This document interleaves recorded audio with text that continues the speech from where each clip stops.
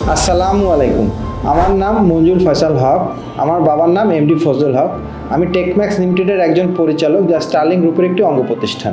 আমি দীর্ঘ 15 বছর ধরে গার্মেন্ট শিল্পের সাথে জড়িত।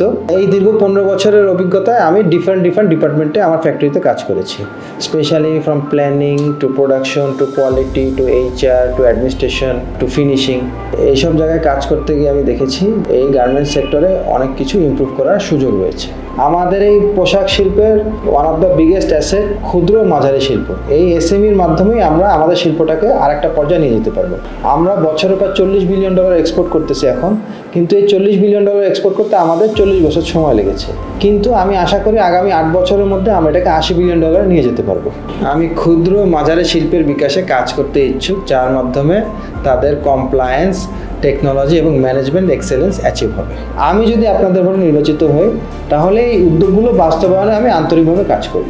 এই এসএমইগুলোর উন্নয়নের মাধ্যমে আমি গোটা গার্মেন্টস শিল্পকে নেক্সট লেভেলে নিয়ে যেতে চাই।